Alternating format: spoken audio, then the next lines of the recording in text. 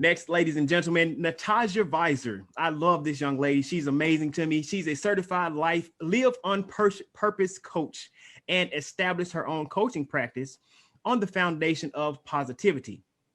Throughout her career, she has specialized in working with children, teenagers, and families. She has developed expertise in teen parenting, conflict resolution, especially in the context of healthy sexuality.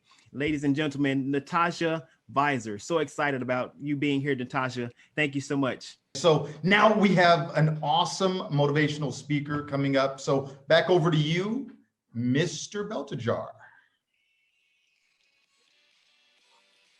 Dave, thank you very much. But if I may, I need to pass the mic over to Michael because he's the man behind the introductions of every single motivational speaker. Michael, you out there, get ready for the camera.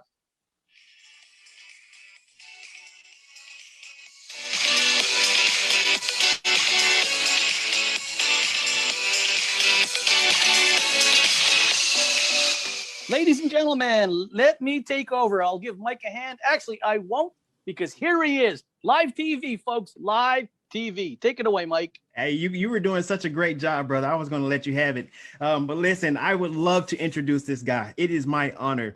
Daniel came into the group and offered so much value. And I have to tell you a little bit about him. And I guarantee when he opens his mouth, you see why I love him so much. Daniel, I'm excited to bring you to the floor, brother. He has made 18 television appearances. 18, ladies and gentlemen. We have a celebrity here. He has appeared on hundreds of stages around the world. He is the director of communication for Love Must Win, Safe Haven. He is a best-selling author of the book, The One Thing That Changed Everything. Ladies and gentlemen, my friend, please welcome Daniel Schaffer. Daniel, take it away, brother. Thank you so much. It's so incredibly wonderful to be here with all of you here today. Thank you so much for tuning in. And I absolutely love everything that they said on that panel. Now, I'm going to be honest. I'm not going to tell you anything that you don't already know. But hopefully the way that I say it, the way that you hear it will get you to think about things in a different way and maybe give you some new ideas as you're working with your teens. But I want to ask a question to all of you. How many of you have ever felt stuck?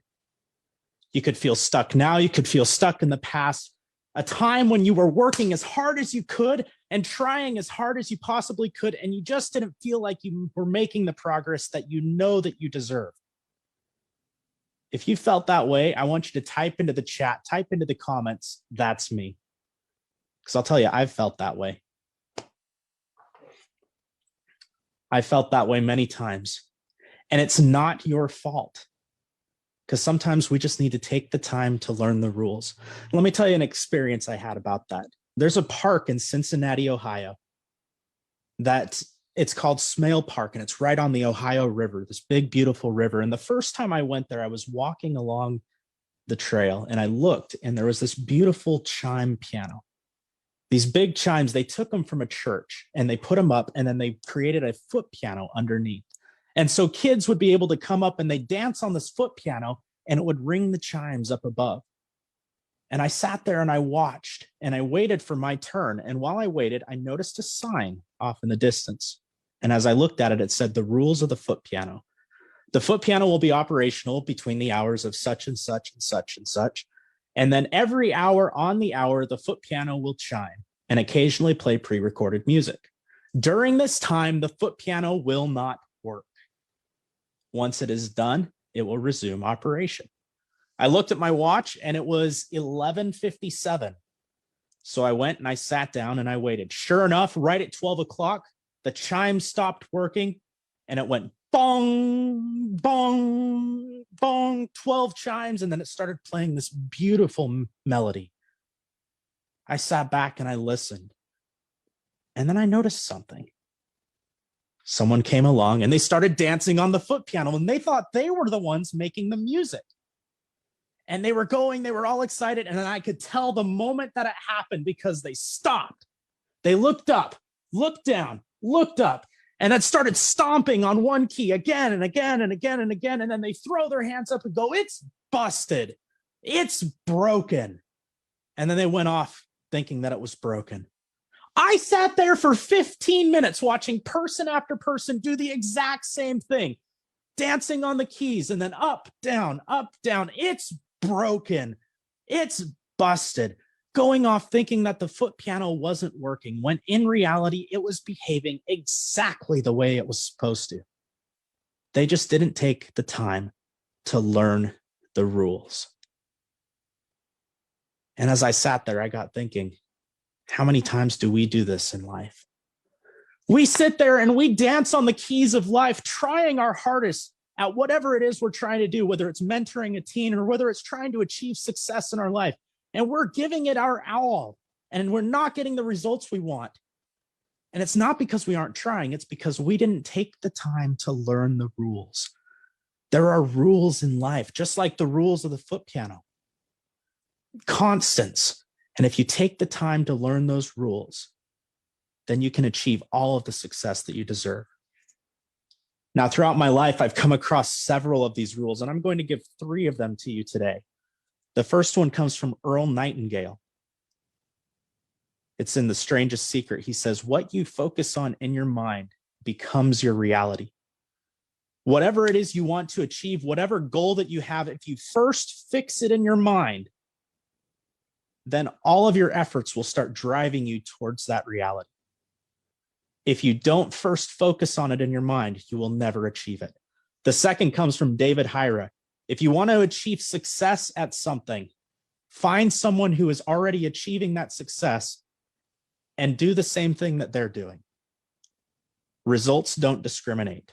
Find a mentor.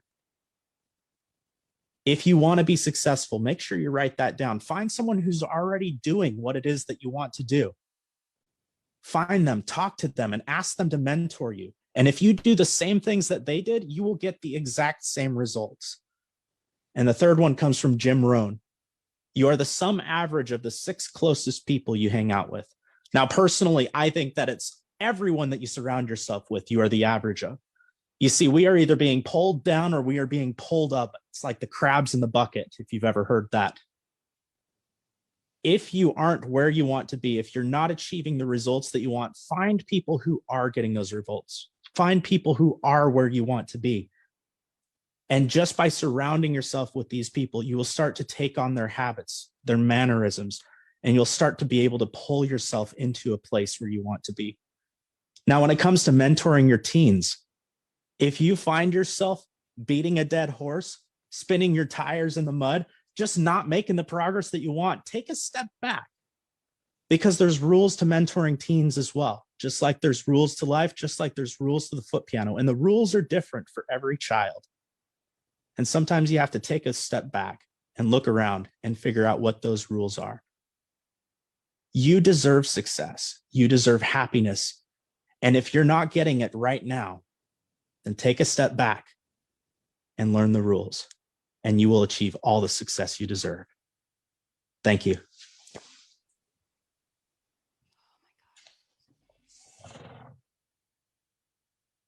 Let's turn it back over to Michael.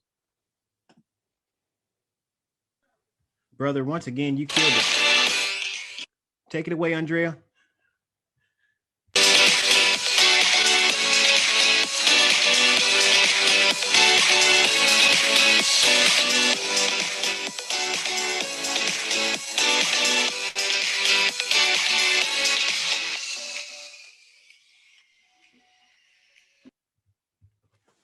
I'm so glad you guys got a chance to hear what I was talking about. Nelson, as you get ready to come to the stage, I would like to tell everybody what we have next. Ladies and gentlemen, we have another panel discussion.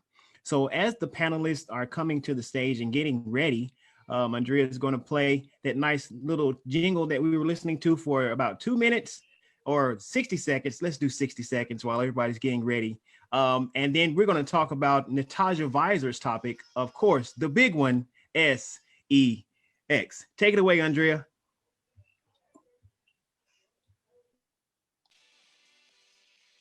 Keep talking, keep talking, keep talking.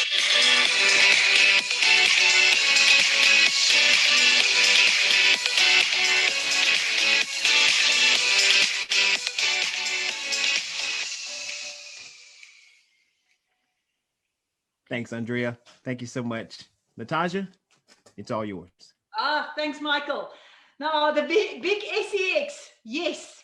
So like Dave has said in the beginning about the technology has changed our teenagers' world, so has sex also sort of changed due to this technology and everything that has changed in our teenagers' world. It is not the same as when we were young. The average age of a teenager being exposed to pornography is between the age of 8 and 10. That's scary, because if you have a teenager in your house now, the chance that they have been exposed to pornography and sexting is quite high. And you might think, oh no, my teenager is still innocent, he doesn't know anything. And when people hear what I do for a living and they ask me, what do you do? And I say, no, I talk to teenagers about sex and with parents about sex. They say, oh, I should do that. That's also one of the things that's on my list to do. So people tend to approach the talk with like I did, they learn to swim, tick. They learn to read, tick. They can walk, tick, you know. It's like, okay, and now the talk, tick. I did the talk. And I want to tell you and say, this is not the case at all. You need to change your view, how you see and how you approach the talk. So I'm going to give you 3 things to wonder about just today. And then we're going to ask the panelists what they think about this. So first, I want to challenge you to start with the end in mind. It's not just one tick off your list. Why do you want to talk to your child about sex? Have you ever thought about why you want to talk to your child about sex? That's quite important, because your reason will dictate the direction you're going to take when you start the conversation.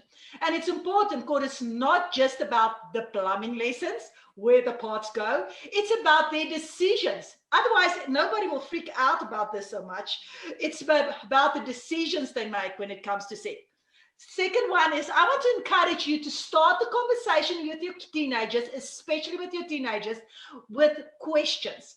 Now, I love Phil Jones' approach to selling. Okay, this is a sales pitch. But what he says is, when you start with a question leads to conversation. Conversation leads to relationship, and relationship leads to opportunity to sell. And you want that opportunity to sell some ideas of good decision making your children want one day. So I want to encourage you to start with a good question, open question with your kids.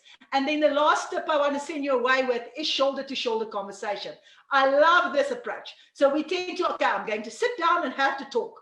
Don't do that. Set yourself up for success and have the conversation in the car on the way somewhere. That's shoulder to shoulder conversation. You can focus on the road and you can start a nice open question like, what do you think about love? Do you think that is love? Do you think, have you heard the word sex before? What do you think about sex? And then let it go and have a nice conversation.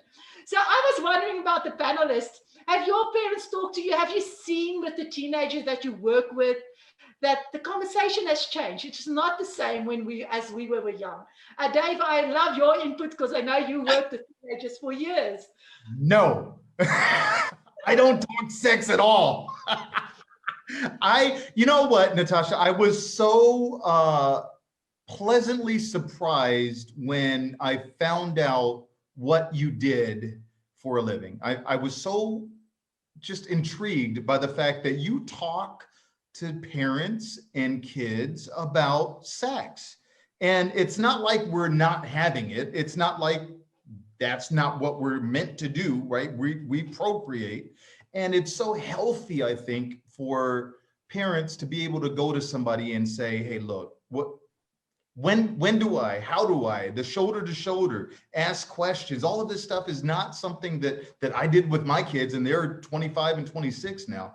And so I would have loved to have someone bestow some of that advice on me when I was a young parent. And I know everybody's thinking, well, there's no way he has 25 and 26-year-old kids when he looks 25. And I assure you, I'm not 25, I'm 29.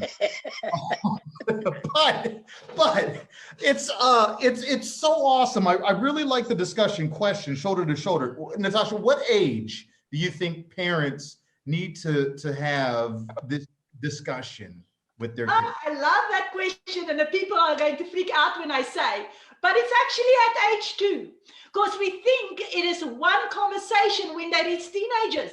And that's my whole point. The conversation, if you want this conversation to be positive, you need to start early. The earlier you start, the more comfortable you are and more comfortable your child will be. Now, what do I mean by age 2? Age 2 means you just start by using the correct words for their body parts. Then you set yourself up as comfortable as possible to start the conversation. Then you're going to move on as they grow older. They're like 5, 6, where does babies come from? And then when they're 10, how does the sperm get to the egg? You know, that's the scary part. And then as they go along and ask more questions, you are building up the conversation. It's a continuous conversation, you know, because all the conversations when parents reach me, it's negative. They seen porn, they did sexting, they caught them in a party doing something that they shouldn't have. And now they say, no, don't do this, don't do that. And it's negative. I believe sex is beautiful and our kids have questions. So if we start early, we will be comfortable, and then you are the source of information and the kids come to you and you can give them guidance into making healthy decisions. So maybe that's a long answer to a short question. That's an amazing answer. And so I want to see the antithesis to this. I want to see the opposing argument from Pastor Ralph and Pastor Michael. I'm kidding, Ralph. I know you're not a pastor, but you guys are very religious. And so sex and religion don't really mix that well, right? Well, so actually, you guys talk to me about that. Actually, it's a beautiful thing. I think the way that I didn't discover sex like that, but once I looked at the perspective in a spiritual manner of what sex does, it's a great talk to have. Not only do they, I told my daughter about the I'm just thinking, Natasha, you got me like scratching my head, because I have a daughter and I'm like, imagine me trying to talk to her about testicles at the age of 2. And I'm just like, oh my God, I'm not even, she's 25 and I'm not ready to talk to her about another man's part. So what I did, I told her the truth about me and my experiences in sex. And I let her know that I made a lot of mistakes. And I share that to be open with her and to give her a way to contact me, but also in a spiritual manner. Sex is more than a physical thing. Sex is a spiritual thing. And they have to know the consequences. And when someone goes intimate with someone, not only are they attracting the spirit that they have, but anybody that had intercourse, they're bringing that into the bed.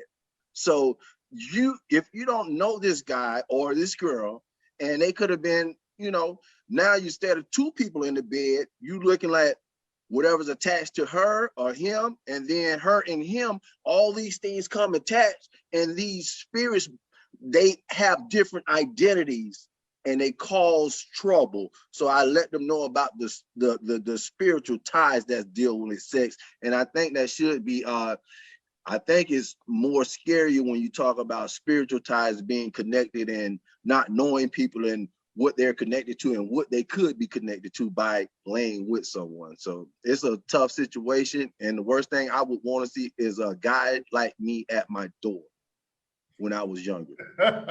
That's very true. I kind of agree. But so since we brought up religion, sex was ordained from the creation through God's instruction to replenish or to plenish the earth. So but there was an informal marriage that took place when Adam told Eve, you know, hey, now you're my flesh and now you're my bone. So now I'll give you a name. I'll give you my last name, Woman, if I may put it like that. So he gave her a name, just like men take on the women take on the man's name. So just let me put it in an example like that. However, marriage was ordained for, of course, marriage in biblical times. However, like Ralph said, just like an apple is good for the body. Yes, it has the nutrients, the vitamins, and everything that your body needs. And we even made it a cliche saying that told us an apple a day keeps the doctor away. I'm sure everyone that's listening right now have heard that. However, if you eat too many apples, it makes your tummy hurt. Yes. So too much of a good thing, or not having the right knowledge, like Natasja said, the knowledge of how many apples to eat.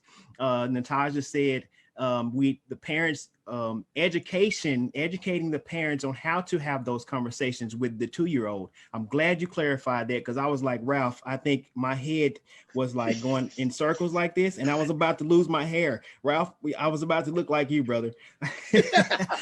But I'm so glad you clarified that. And it boils down to education. So educating yourself on how to have those conversations with your 2-year-old. Like she said, instead of giving nicknames, give the proper name for it. And when you get over, indulge in and add to the, increase that conversation little by little, so that when you get to that point to where you have to have the 100% full-fledged conversation, it's both comfortable for you and the child. And education is more receptive when it is comfortable.